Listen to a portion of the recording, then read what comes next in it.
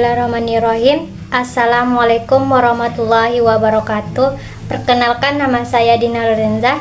NIM saya 1238242823. Saya dari jurusan PGMI kelas A24. Saya di sini akan menceritakan tokoh pendidikan Islam, yaitu Buya Hamka.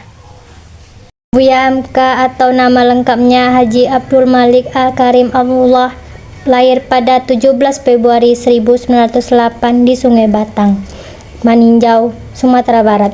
Ia adalah anak pertama dari 4 bersaudara, pasangan Abdul Karim Amrullah atau Haji Rasul dan Safiah. Dan Buya Hamka memiliki adik kandung sejumlah 3 orang yang bernama Abdul Kudus, Asma, dan Abdul Mutni. Kecil, Hamka tumbuh dalam lingkungan religius yang kuat, belajar membaca Al-Quran dan dasar-dasar agama di bawah bimbingan keluarganya, termasuk kakak tirinya Fatimah. Hamka memulai pendidikan formal di sekolah desa sebelum pindah ke Idiniyah, sekolah yang didirikan Zainul Labai El Yunus.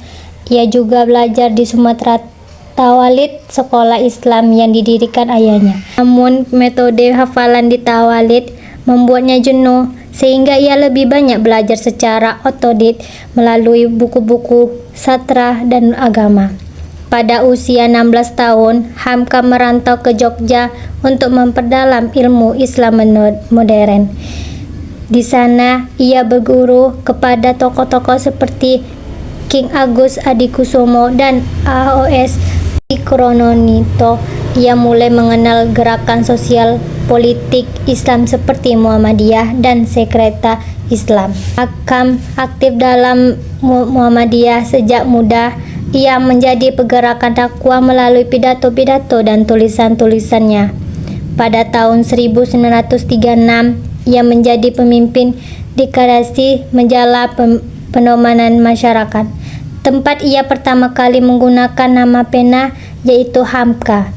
Majalah ini menjadi wabah penyebaran pemikiran Islam modern sekaligus karya sastra seperti Di Bawah Lindungan Ka'bah dan Tenggelamnya Kapal Vanderlingwed. Selain itu, Hakam terlibat dalam perjuangan kemerdekaan Indonesia selama penduduk Jepang dan perang revolusi melawan Belanda. Ia memimpin Barisan Pegawai Negeri dan Kota atau PBKE. Sebagai seorang ulama modern, Hakam percaya bahwa ilmu pengetahuan dapat disesuaikan dengan ajaran Islam. Ia menulis banyak buku tentang agama, filsafat, dan sastra. Beberapa karya terkenal: Tafsir Al-Quran Al-Azhar, novel Di Bawah Lindungan Ka'bah, serta buku-buku tentang sejarah dan pemikiran Islam. Hakam juga menjabat sebagai Ketua Majelis Ulama di Indonesia atau MUI pertama pada tahun 1975.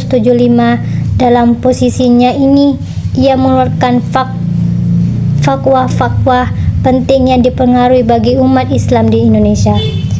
Buya Hamka wafat pada tanggal 24 Juli 1981 di Jakarta setelah menjalani kehidupan penuh dedikasi terhadap agama, pendidikan, dan sastra. Ia dikenang sebagai ulama besar yang membawa pembaruan Islam di Indonesia, serta sebagai sastrawan yang menginspirasi banyak orang melalui karya-karyanya. Baiklah, cukup sekian materi yang saya sampaikan. Bila ada kesalahan, mohon maaf. Assalamualaikum warahmatullahi wabarakatuh.